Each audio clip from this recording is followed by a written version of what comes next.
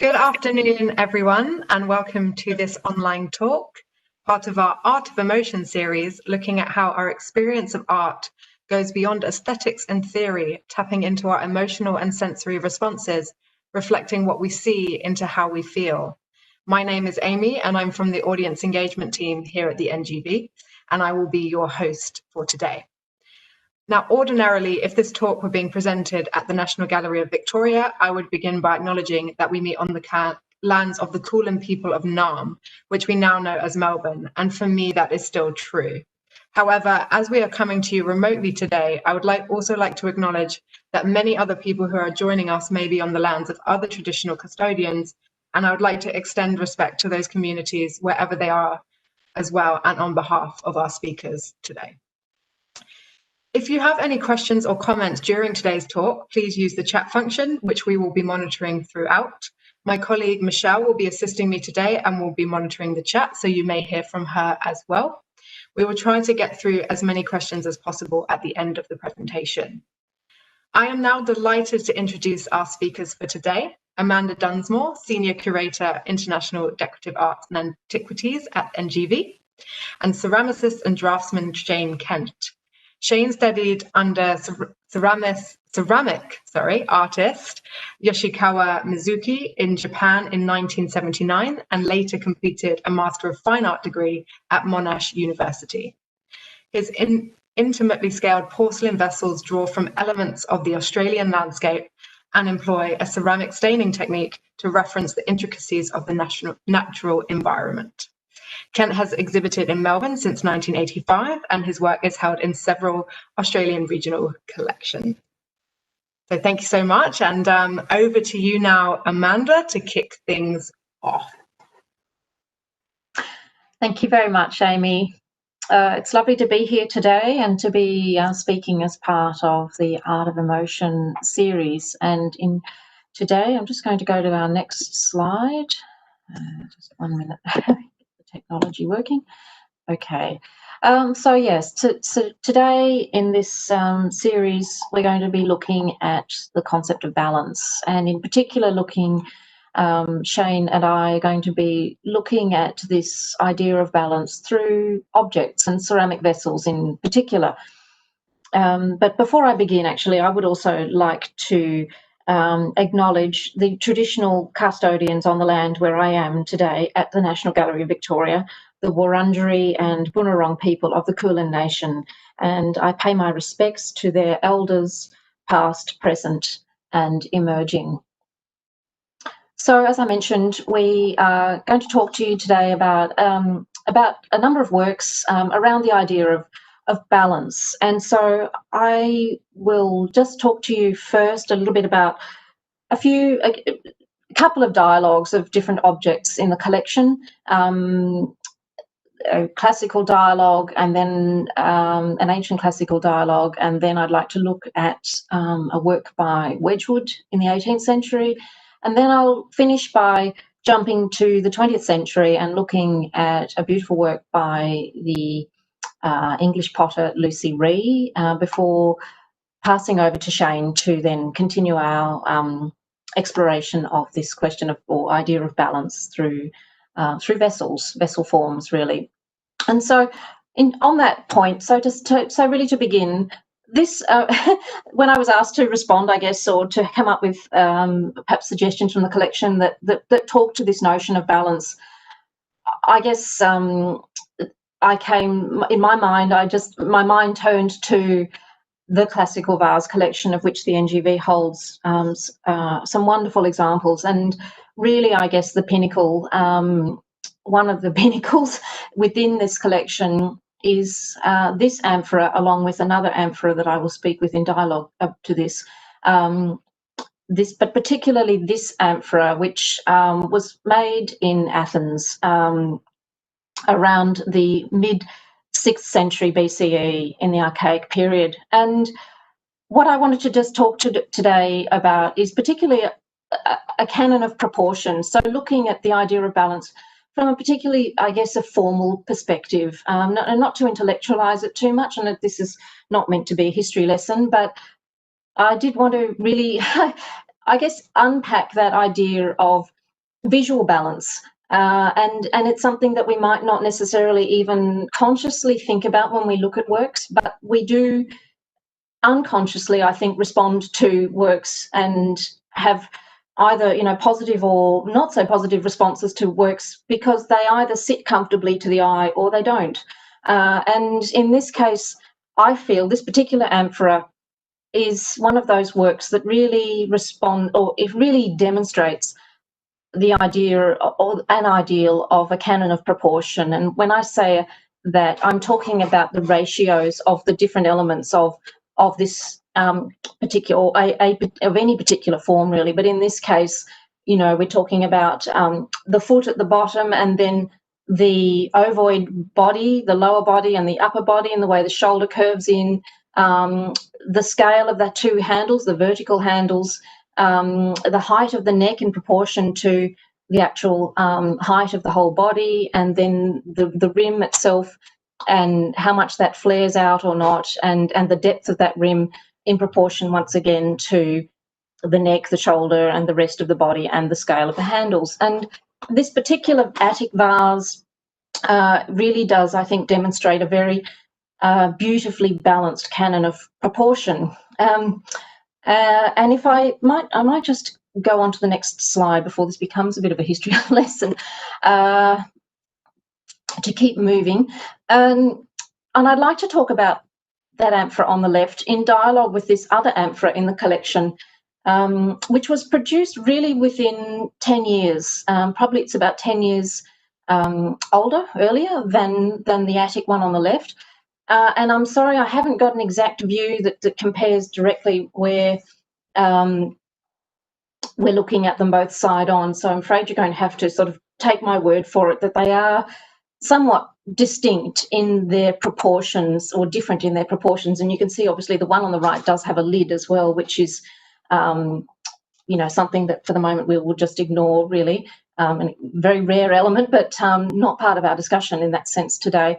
So the one on the right is not produced in Athens. It's actually produced, we believe, in southern Italy, from a colony around Rhegion of Greek potters. So they came from one of the Greek islands, but then moved to southern Italy and established a colony there and produced vases very much in the attic style in this area of southern Italy.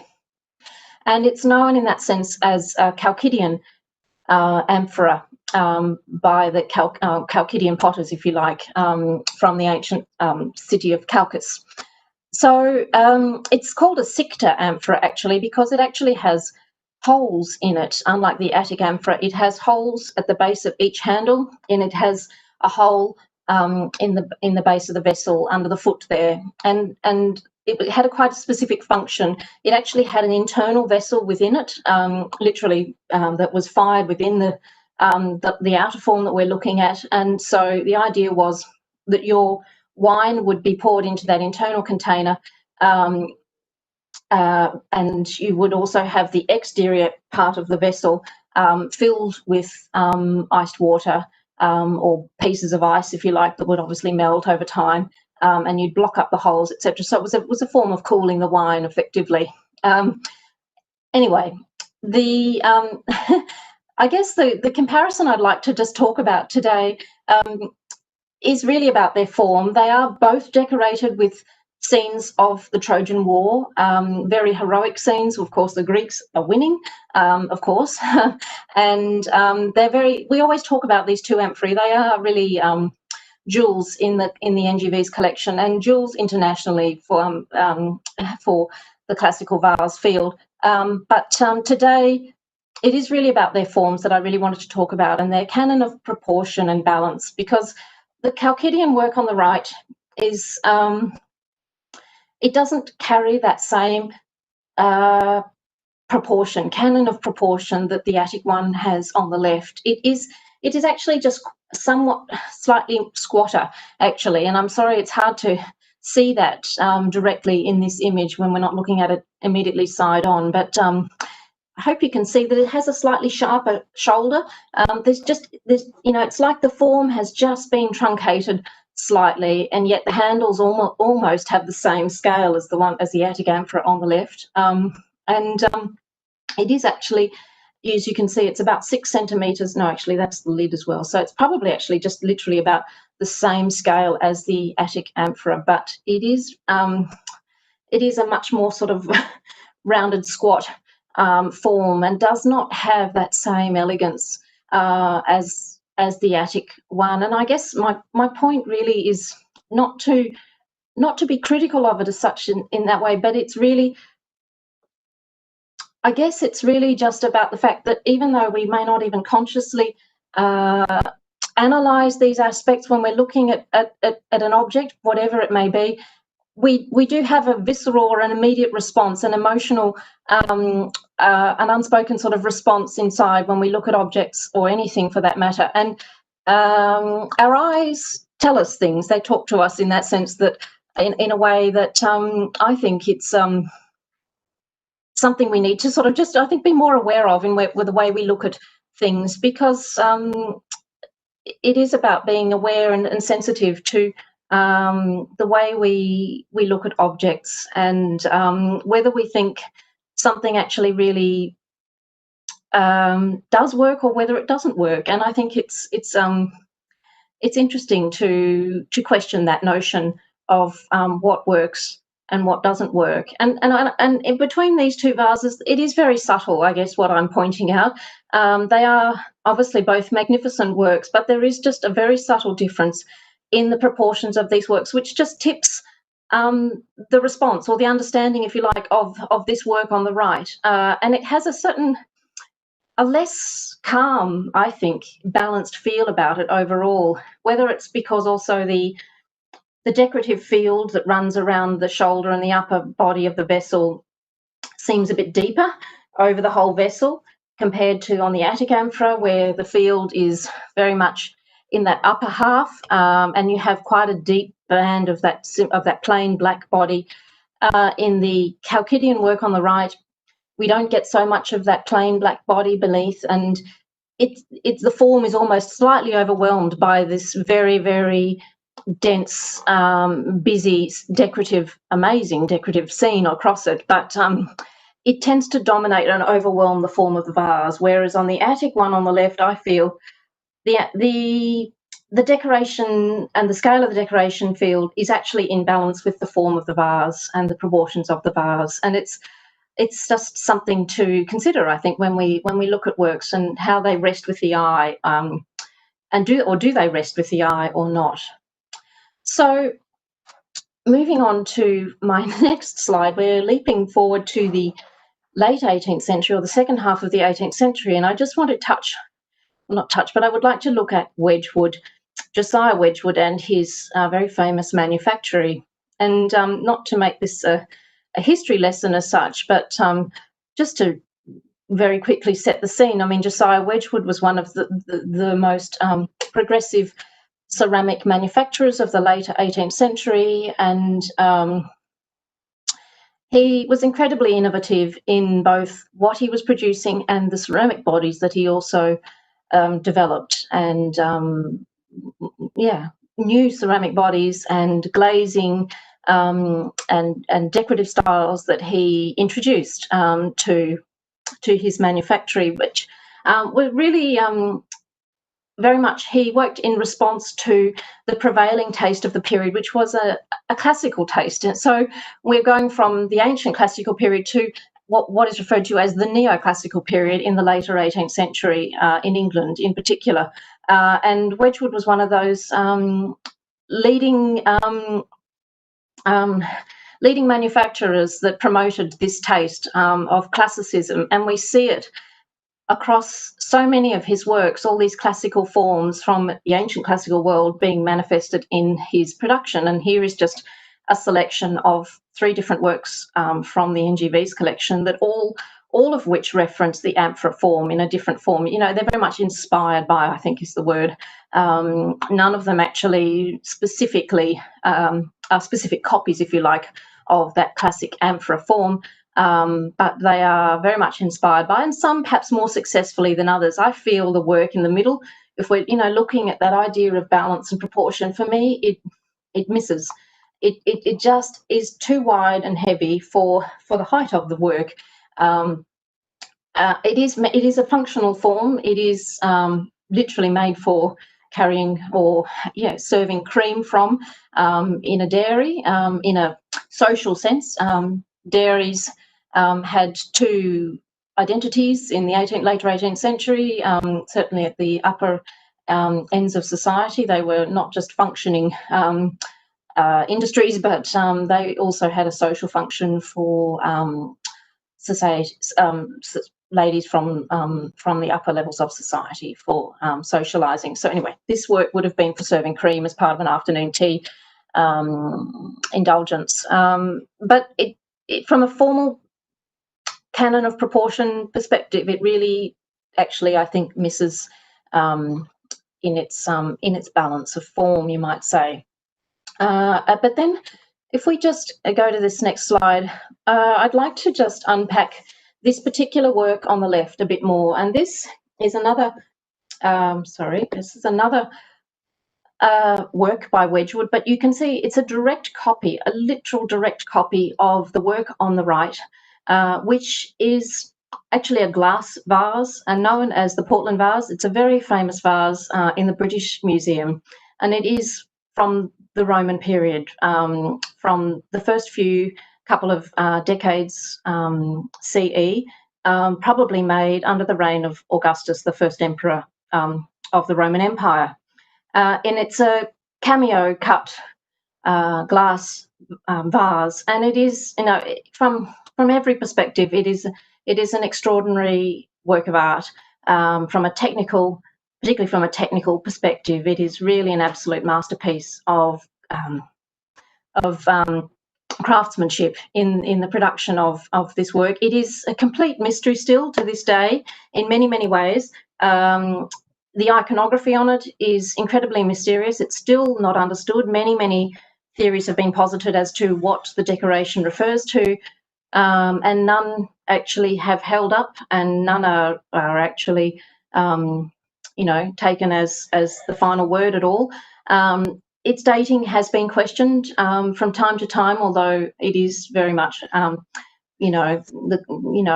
consensus at this moment. It is absolutely from this first few decades of the Roman Empire. Probably made in Rome. Used to be thought that it was made in Alexandria in Egypt, but definitely thought to be made in Rome now, in Italy. Anyway, it surfaced at the beginning of the 17th century, and it was passed through many famous hands in Italy before, in the later 18th century, ultimately being purchased by Sir William Hamilton, who was a British diplomat, the British plenipotentiary in southern Italy, in Naples. He was a great vase collector whose vases form the basis of the British Museum's collection. He purchased it for an enormous sum, and then only a year or two later sold it on to the Duchess of Portland, who died a year later, and it went to auction and then was actually purchased by her son, the Duke of Portland, hence its name, the Portland vase. And during this period, Josiah Wedgwood, so taken with this vase, he managed to be able to borrow the work, and he went about creating a series of copies of this vase, and there were 49 productions made at the time, and known as the first edition Portland vases. And the NGV has certainly at least one, this black or blue-black jasper vase on the left, and we have another of a blue jasper body, which is thought to be possibly one of the experimental versions rather than the part of the first edition, but nevertheless is still important example in this early phase of the copying of this famous glass vase.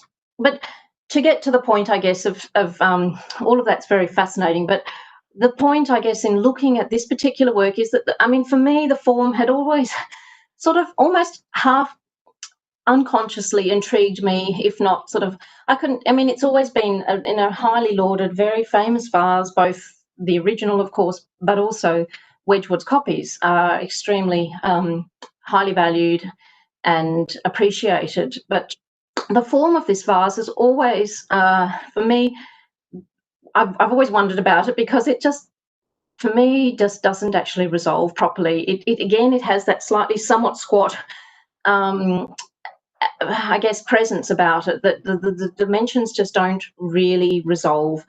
But to unpack this a little bit more, there's and I should explain that the base of the vase actually also is cameo cut as well. I haven't got an image here, but it is cameo glass underneath as well, with an image. So it is very much a three-dimensional work as it is in its current state. But if I go to this next slide, what we start to understand here very quickly is that the vase, the Portland vase, the glass vase, originally was a different form to what we are looking at today. And if I look at this image on the top left, you can see, obviously, the left part of that image is the Portland vase at the British Museum, and then the work on the right, this is actually another vase that appeared quite mysteriously in 2009, another cameo cut vase of the Roman period. But then just as mysteriously as it appeared, it then disappeared. But it gives us a much better idea of what the Portland vase may have looked like originally, and we can see that it was obviously had a longer body, possibly also had a foot as well, whether it was a disc base or something, maybe slightly more pointed or rounded base. We don't know exactly, but it was clearly a longer body originally. And so what appears to have happened at some point is that the bottom half of the Portland vase actually must have broken, and it was ground off, and they added another disc of cameo glass to form the base that we see now on the vase.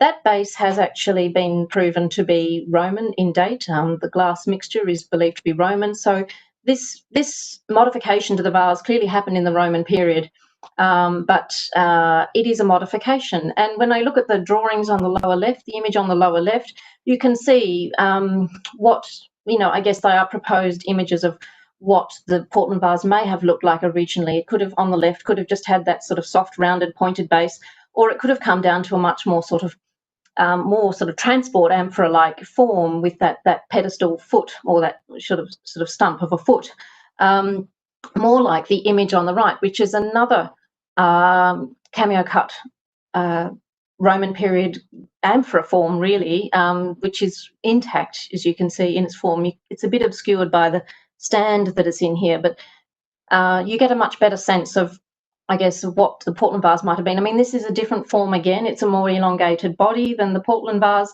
In a way, when you look at the Portland vase in comparison to the one on the right, I think the Portland vase has a much more elegant sort of proportion to the work on the right, which has a much more sort of sausage-like sort of body that is a bit too elongated and not tapered enough. But nevertheless, it is very interesting just to see how these different forms were originally.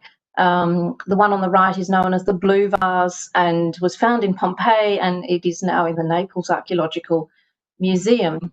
So I guess it's just really interesting to understand that the Portland vase as we know it today really isn't how it was originally conceived, and it's a relief, I think, I find, to actually really understand that properly. We don't know exactly what it was, but it was clearly in a better proportion and a better shape than it is now, because as it is now, it really just lacks an elegance, if you like. It has a certain dumpy squatness to it, even though it is praised and lauded for so many other reasons, very valid reasons. The form itself has always lacked, and it's interesting how even the NGV's works both sit on a pedestal, an elevated form, if you like, pedestal, open pedestal, to give that vase a certain elegance, which I think it sort of needs, actually, because to sit flat as it would, it just from a point of view of balance and resting on the eye in a balanced way and giving you that sense of a balance, it's missing, I feel. So it's interesting to unpack these things and to just finish my sort of exploration of this idea of balance in form through objects. I'd just like to talk about another very, very, very beautiful work in the NGV's collection of the mid-20th century by Lucy Ree.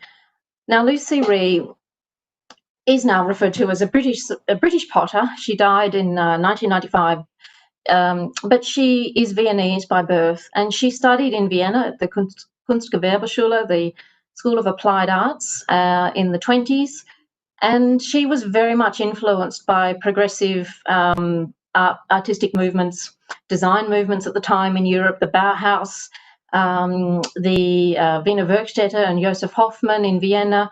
And she was very interested in the ideas of modernism. And in the early years of the run-up to the Second World War, she actually moved to London as a refugee, and really thereafter established her career in London, and therefore is known as a British potter, but has Viennese cultural roots. But she brought her ideas of modernism with her, and she established her own workshop in London. And at the end of the war, she began exhibiting, and she formed a very close partnership with a German potter, Hans Koper, and the two of them exhibited quite a lot together, had different but related aesthetics in their work, but both had very, very successful careers. And Lucy Ree went on to become, she is really one of the most revered or I should say 20th century studio potters in the world. She received an Order of the British Empire for her services, and is really revered for her for those modernist principles that she brought to her work. She was introduced to Bernard Leach very early on when she moved to England, and was introduced to that English studio aesthetic, studio pottery aesthetic, but it was clearly a different trajectory to the, I guess, the direction that she was interested in moving in. And hers, it is a different aesthetic. It's perhaps a more in different ways, but it is very inspired by Asian ceramics, Japanese ceramics, I would say in particular. And what is, I guess the reason I really wanted to just look at her work here today is because although I've been, up until this point, I've been speaking about a very, very formal understanding of proportions of a work based on ancient Greek proportions, canons of proportion. But here we come to a different sort of work that has its own sense of balance, and that's not necessarily based on a strict canon of proportion as such, but it has its own inherent balance, even though it is not perhaps technically or geometrically precise in its form. It has its own inherent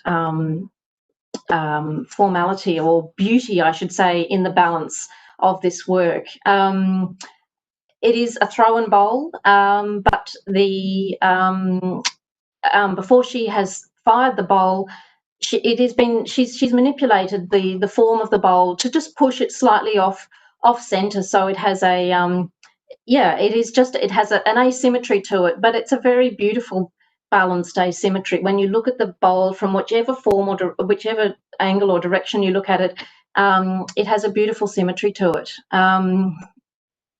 So I will leave that here and move on. I'll hand over to Shane now, who's going to speak about this idea, or continue the, I guess, our discussion about this idea of balance in vessels. Over to you, Shane.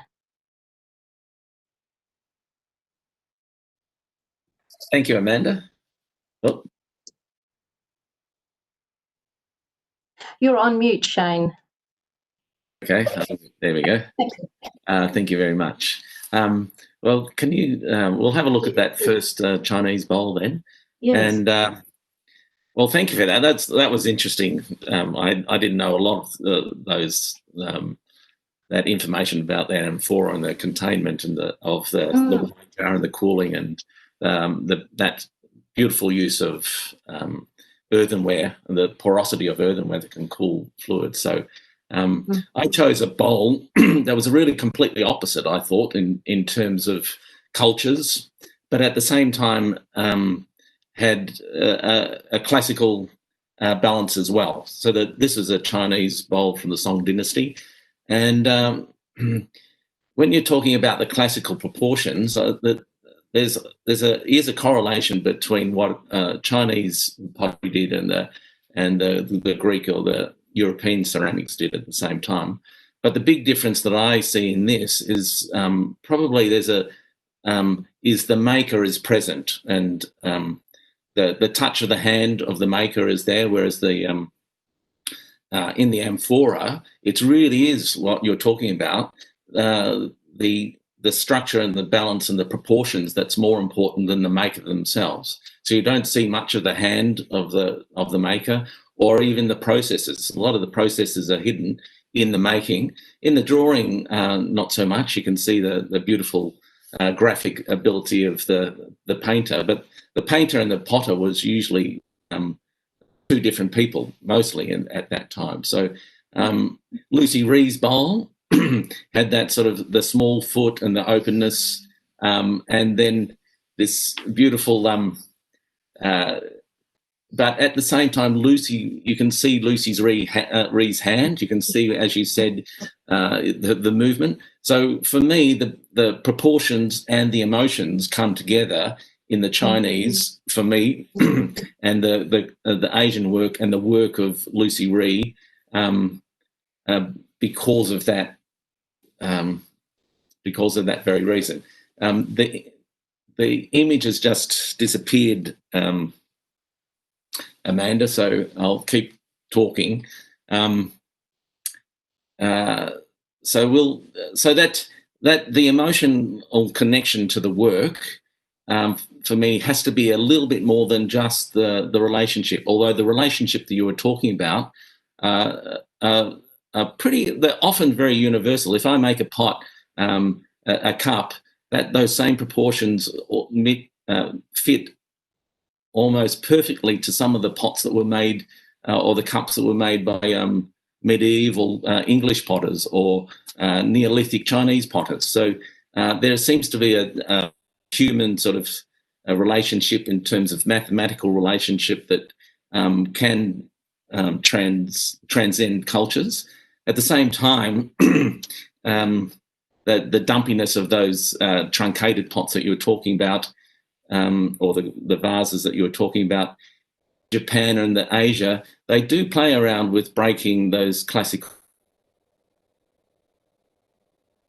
Can't see the image that we've got up at the moment, so I'll keep talking.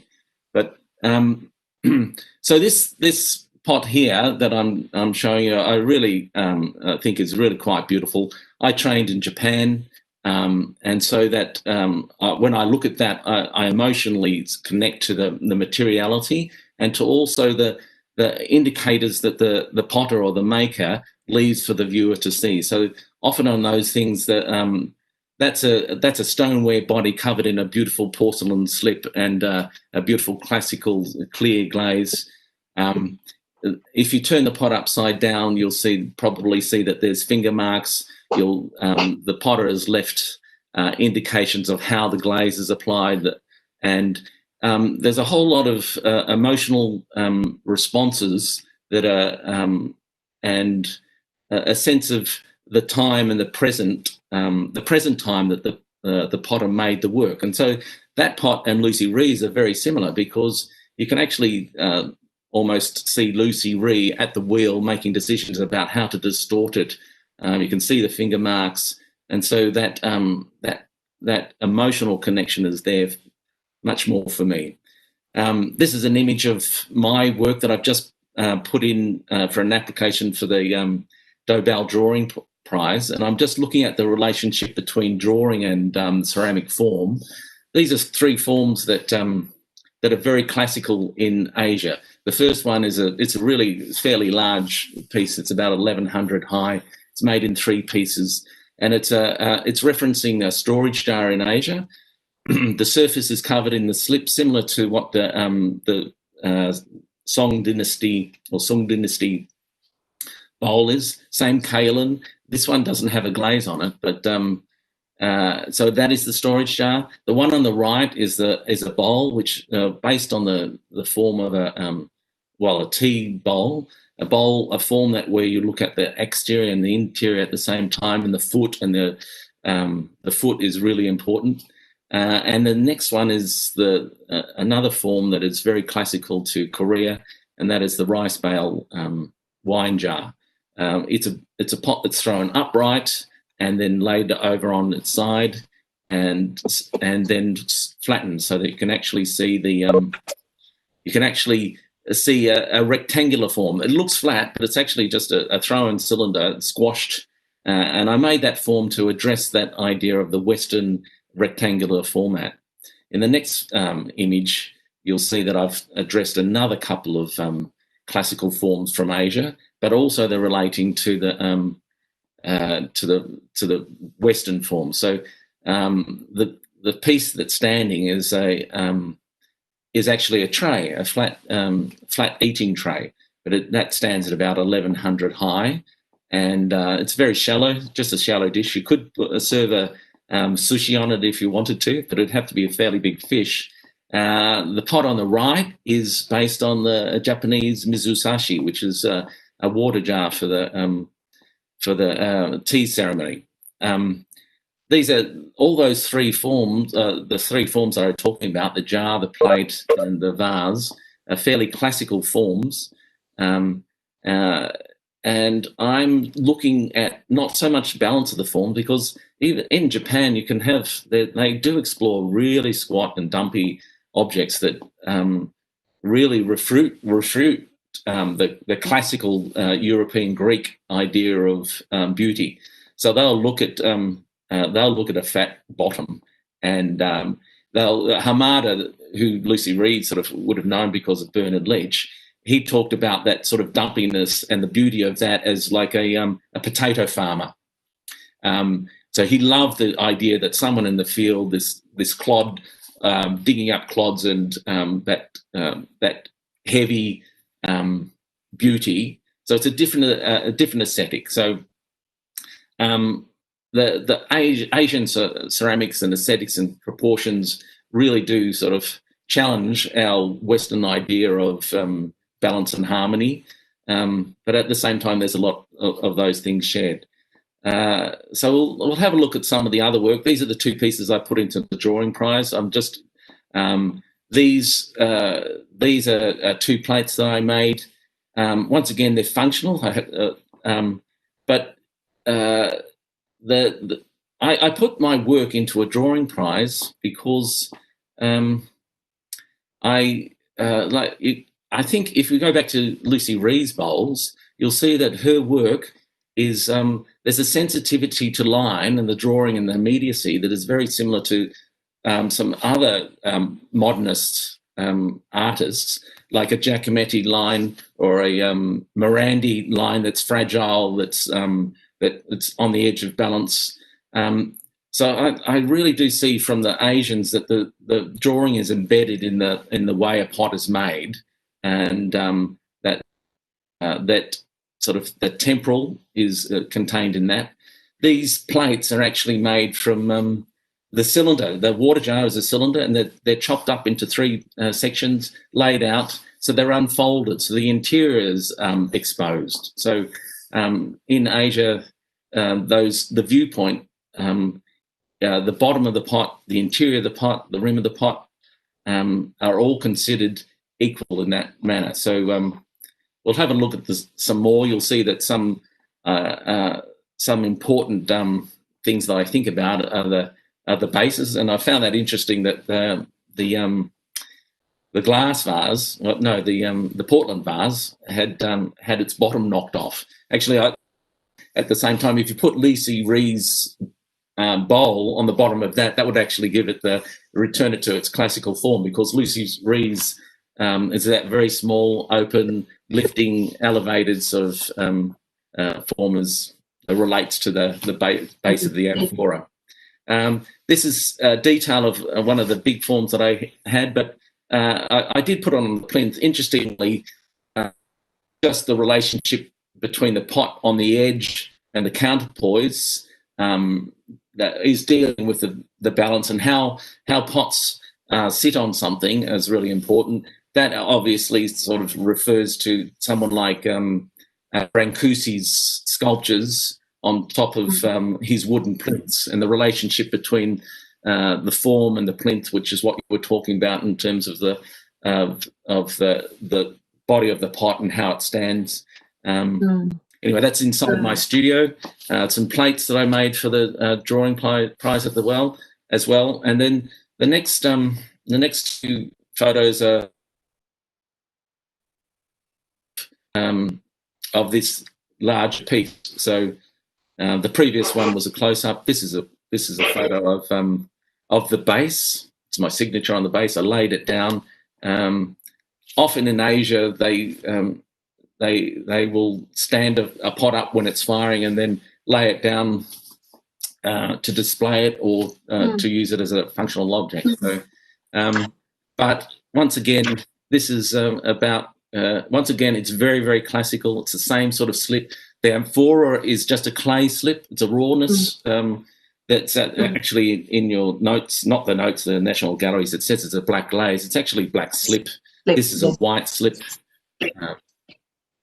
A white slip.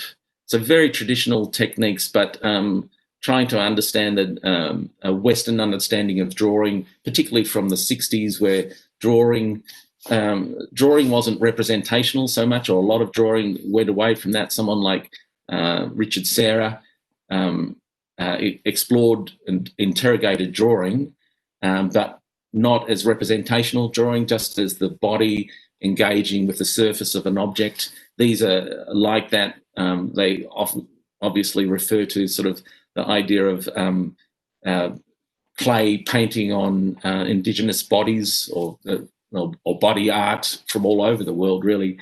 It's the same materials, the pipe clay that indigenous painters would put on barks. It's a kaolin.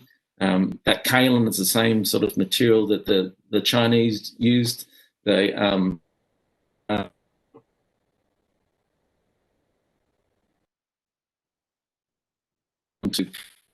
so it's not very sophisticated material, but very primary and I'm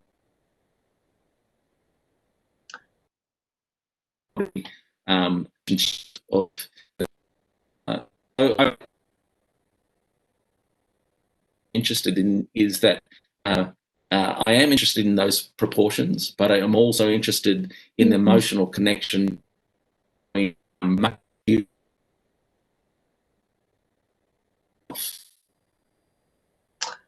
Yes, interesting. Thank you, Shane. I think I'm conscious of the time. I would love to. Sorry, I dropped down for a little bit there. But I would love to have asked some questions of you. But perhaps we should just see, Amy, are there some questions from the public at all that have come through? Yes, we do have some questions. Thank you so much, both Amanda and Shane. Shane, we did lose you for a moment there, but I think you're back now. And thank you very much, Shane, for holding the fort while technical issues. Yes, thank you to everyone watching. So yes, we do have some questions. Alan has asked why, and I think he's referring to the amphora. Why are they considered jewels both internationally or locally? And that's probably you, Amanda. Sorry, what was the question again, Amy? So Alan has asked, why are they considered jewels both internationally or locally? Oh, I mean, they're jewels for us of the NGV's collection, so within the context of the NGV's collection, but I guess I wanted to just make the point that they are internationally regarded, they are internationally known and highly regarded for their quality. The Chalcidian amphora is really thought to be one of, if not the greatest examples of the Chalcidian workshops, and particularly the inscriptions painter, of which our vase is attributed to. So it is really regarded as, the vase of this Chalcidian workshop in southern Italy. So yeah, very highly regarded internationally, and therefore and equally, if you like, within the NGV and our collections as well. Thank you for that. Another question from Malcolm, sort of a two-parter. So how does balance go with asymmetry? And also, how does balance go with negative space? Does that work well with reversing what is actually visible? So one for both of you, I think. Shane, did you want to start with that one about negative space, or? Yeah, that relationship between the tension, I think, is really interesting with that. If you I know that in Cézanne's paintings, he'll tilt axes of things. So when you look at them, your whole body shifts. So it's a phenomenological sort of experience of that object, and also in terms of the space. It is deliberately in Cézanne trying to make you move into the space or push you away from the space. So for me, those relationships affect you phenomenologically as you stand before it. If you sort of, I think those classical things you are fairly static, because when you look at them, there's an evenness and a balance. So someone like Cézanne would be looking at a dynamic balance, one that moves you in one direction, then drags you back into another direction. So so that's how I see it, and how that sort of translates to abstract mark making as well. So it could be a negative space behind a building, or sometimes it's called positive space because it has a positive effect on you. It's like, it's not negative, it's not there. It's really counterbalances the positive form. Yeah. So I think Lucy Ree's work, even though it's a shape, you feel it's the tension of the space around it because of the dynamic of the form. So that's how I experience it. And I think that tension speaks to that question about asymmetry as well, and whether a vessel holds that tension, or whether the tension has almost been let go, perhaps, and the asymmetry has been taken too far, where the work is out of balance with itself at a certain point. And I think our eye responds to that. We see that, obviously, and there's a sense of, that's clearly not. It's tipping. You can feel the tension in yourself, because it's not. Work itself is not in balance with itself. Yeah, that's I think that's right. I think Lucy's piece is on the edge of collapse. Yes. So you've taken it to that point, and structurally it could tip on at any time. So it gets exciting when you get to those edges. It can tip over and it becomes ugly. And so the relationship that you spoke about, those two amphoras, you're sensing that just that slight sort of shift, and said it either went too far or didn't go far enough. Exactly that. And that's the skill, isn't it? That's the skill of the craftsman, the maker, to keep that tension, to hold that line, not tip it over the edge. And I think that what's the word? The magic in someone like Lucy Ree's vessels comes through, because you see the line around that rim. It's as much also the decoration in that sense, where it's you could say it's a sort of I don't want to use the word standard, but it's a a recognised sort of speckled stoneware glaze, isn't it? Or is it earthenware? I think it's stoneware glaze. But she's got that deeper line of brown around the rim, and it's like that line holds this beautiful bowl together, even though it's just pushed off its axis at the rim. It's like it's containing it and holding it together in a very beautiful way. Yeah. Yep. Great, thank you. We are sort of over time a little bit.